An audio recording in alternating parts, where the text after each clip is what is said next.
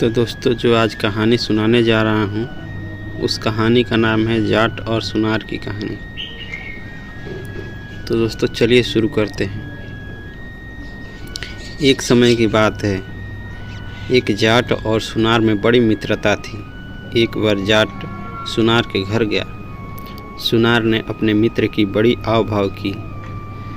शाम को जब रोटी खाने का समय आया तो सुनार ने एक सोने की थाली में जाट के सामने खाना परोस दिया। जाट की दृष्टि उस थाली पर पड़ी। उसने मन ही मन सोचा कि यह थाली तो बहुत अच्छी है, किसी न किसी प्रकार इस थाली को अपना बनाना पड़ेगा। सुनार भी जाट की दृष्टि को ताड़ समझ गया कि यह रात को इस थाली को जरूर चुराने का प्रयास करेगा। सुनार ने भी बड़ी चतुराई से काम लिया। उस थाली में उसने पानी भरा और एक छिक्के पर उसको रख दिया।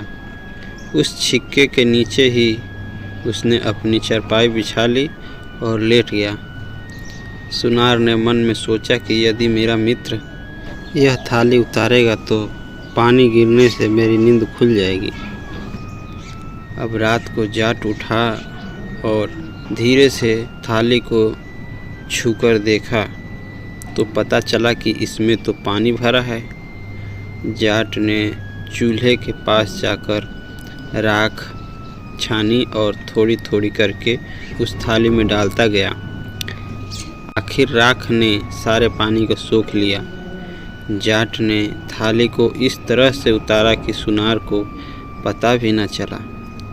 प्रातःकाल सुनार जागा तो देखा कि थाली गायब थी। जाट ने वह थाली रात को ही गांव के बाहर पानी के गड्ढे में छुपा दी थी और इस दौरान उसके पैरों पर पानी और गीली मिट्टी का निशान लगा था। अब हुआ ये कि सोते वक्त जाट का एक पैर चादर से बाहर निकला रह गया। सुनार ने पैर पर पानी का निशान बना देख लिया। वह समझ गया कि थाली को किसी पानी के गड्ढे में गाड़ दिया गया है। उसने सूत के धागे से पानी और पैर का निशान नाप लिया और उसी गहराई तक गड्ढे घुसकर पानी के टटोला तो उसे थाली मिल गई। सवेरे जाट भी जागा। उसने सुनार से कहा, भाई अब मैं जा रहा हूँ। सुनार ने कहा, भाई कम से कम एक दिन तो और रह जाओ, ऐसे भी क्या जल्दी है, कल जाना। जाट ने सुनार की बात मान ली। एक दिन और उसके यहाँ रहने के लिए मान गया। शाम होने पर सुनार ने उसी थाली में जाट को फिर खाना खिलाया। जाट उसी थाली को देखकर हैरान रह गया। उसने सुनार से पूछा, भाई एक बात बताओ, तुम्हारे घर में कितनी सोने की थालियाँ हैं? क्योंकि एक थाली तो रात को मैं चुरा ले गया था। सुनार ने कहा, यह वही थाली है, मैं उस गड्ढे में से निकाल कर ले आया हूँ जिसमें रात को तुम छुपा आए थे। जाट ने कहा, मैं तो खुद को ही ज़्यादा चतुर समझता था, पर तुम तो भाई मेरे से भी गुरु निकले। हमें अपनी दोनों की चतुराई को लाभ जरूर उठाना चाहिए। तो चलो कहीं कोई व्यापार करने चलते हैं। इस पर सुनार ने भी अपनी सहमति जताई और दोनों व्यापार करने के लिए घर से निकल पड़े। चलते चलते एक शहर में पहुँचे। आगे चलकर उन्होंने देखा कि बहुत से लोग एक साथ लाश को लिए शमशान की ओर जा रहे थे। सुनार ने जाट से कहा, लगता है कोई बड़ा आदमी मरा है, हम अपना धंधा यहीं से शुरू करते हैं। शमशान पर जाकर जहाँ लाश जली वहीं उन दोनों ने एक सुरंग बनाई। उस सुरंग में सुनार को बैठा दिया। जाट सेठ के बारे में सब पता करने के बाद सेठ के घर पहुंच गया। वहां जाकर उसने पूछा कि सेठ जी कहाँ हैं? सेठ के लड़कों ने कहा, उनकी तो मृत्यु हो गई, अभी उनको दाह संस्कार करके आ रहे हैं। यह सुनकर जाट बड़े जोर जोर से रोने लगा। सेठ के लड़कों ने उस उससे रोने का कारण पूछा। जाट ने कहा, सेठ के पास मेरे 10,000 रुपये जमा थे, अब मुझे कैसे मिलेंगे? सेठ के लड़कों ने कहा, यदि बही खाते में रुपये जमा होंगे तो आपको आपके रुपये मिल जाएंगे। बही खाता देखा गया, पर कहीं भी जाट के नाम से रुपये जमा होने की बात नहीं लिखी थी। तब जाट ने कहा, हो सकता है सेठ जी ने मेरे पैसे बही खाते में न लिखे हों, पर मैंने रुपये तो ज़रूर जमा कराए थे। आप सब लोग मरघट में मेरे साथ चलो, यदि मेरे रुपये सच्चे हैं तो सेठ जी खुद ही बोल देंगे। सेठ के लड़कों ने जाट की बात मान ली और सब मिलकर शमशान में पहुँचे। सेठ के लड़के जाट को चिता के पास ले गए। चिता के पास खड़ा होकर जाट ने ज़ोर ज़ोर से आवाज़ दी, अरे वो सेठ जी, मैंने जो 10,000 रुपये तुम्हारे पास जमा किए थे वो बही खाते में नहीं मिल रहे हैं। अगर मैं सच बोल रहा हूँ तो हाँ बोल दो, अगर नहीं तो ना बोल दो।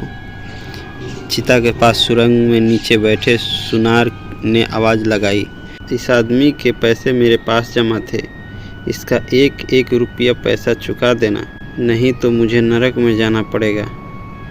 सेठ के लड़कों ने इसे अपने पिता की आवाज़ समझा और घर आकर जाट को 10,000 रुपये दे दिए।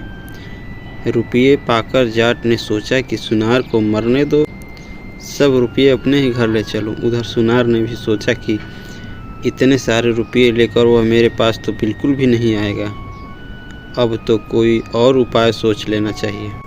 सुनार ने बहुत ही अच्छे और कीमती जूते खरीदे। जूतों को लेकर वह उसी रास्ते पर गया जो जाट के गांव को जाता था। सुनार ने रास्ते में एक जगह पर उस जोड़ी में से एक जूता गिरा दिया। दूसरा जूता आगे चलकर कोई 100-200 गज की दूरी पर गिरा दिया और खुद छिपकर एक जगह बैठ गया। जाट रुपयों की गठरी लेकर आया। उसने रास्ते में पड़ा एक जूता देखा। जूता उसको बहुत पसंद आया, पर एक जूते का वह क्या करता, छोड़कर आगे चला गया। आगे जाकर दूसरा जूता भी उसी रास्ते में पड़ा हुआ मिला। जाट ने सोचा यह जूता तो उसी जूते के साथ, यह सोचकर उसने रुपयों की गठरी को वहीं रख दी और उस पहले वाले जूते को लेने चला गया। उधर वह जूता लेने गया और उधर रुपये की गठरी को उठाकर सुनार अपने घर आ गया। सुनार ने अपनी स्त्री को सारी बात कह सुनाई और उसे समझा दिया कि यदि वह जाट आए तो उसे मेरे बारे में कुछ भी मत बताना, मैं एक कुएं में जाकर छिप जाता हूँ, तुम कुछ दिन तक मेरा खाना वहीं पहुँचा दिया करना। यह कहकर उसने वे रुपये एक बर्तन में रखकर आंगन के बीच में गाड़ दिए। वह एक बिना पानी के कुएं में जाकर छिप गया। उधर जाट जब पहले जूते को लेकर लौटा तो वहाँ रुपयों की गठरी नहीं दिखी। उसे यह समझते देर नहीं लगी कि यह सब सुनार की करतूत है। जाट सीधा सुनार के घर पहुँचा। सुनार के स्त्री ने जाट को घर आया देखा तो बोली, मेरे पति को कहाँ छोड़कर आए हो? वह तो तुम्हारे साथ ही गए थे। जाट ने उत्तर दिया, क्या वह अभी तक घर नहीं आए? सुनार की स्त्री ने कहा, नहीं, वह अब तक घर नहीं आए हैं। जाट समझ तो गया कि सुनार की स्त्री झूठ बोल रही है, वह ज़रूर आ गया है, किंतु उसके पास अब कोई चारा नहीं था। पर उसने यह निश्चय कर लिया कि जब तक कुछ पता नहीं लगेगा वह जाएगा नहीं। सुनार की स्त्री रोज़ खाना बनाती, खाना लेकर सूखे कुएं में खाना देती और फिर दूसरे कुएं से पानी भरकर आ जाती। यह उसका नित्य काम था।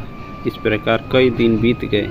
एक दिन जाट चुपचाप उस सुनार की स्त्री के पास पीछे पीछे चला गया और उसने देखा कि कुएं के पास जाकर उसने आवाज़ दी, लो रोटी। जाट सारी बात समझ गया। दूसरे दिन जाट स्त्री जैसे कपड़े पहनकर रोटी की पोटली बांधकर उस कुएं पर पहुंच गया। उसी प्रकार आवाज़ बनाकर कहा, लो रोटी। फिर उसने कहा, वह जाट तो चलता ही नहीं, मेरे पास कुछ रुपये पैसा रहा नहीं है, क्या करूं? सुनार ने भीतर से कहा। आंगन के बीच में जो रुपयों की हांडी दबी पड़ी है उसी में से निकाल लिया करो। इस प्रकार जाट ने रुपयों का पता लगा लिया। सुनार की स्त्री रोज की तरह रोटी लेकर गई और आवाज़ लगाई, लो रोटी। सुनार ने कुएं में से कहा, अभी तो दे गई थी, फिर ले आई। सुनार की स्त्री बोली, मैं कब आई हूँ? सुनार ने तुरंत जान लिया कि जाट चालाकी से रुपया ले गया है।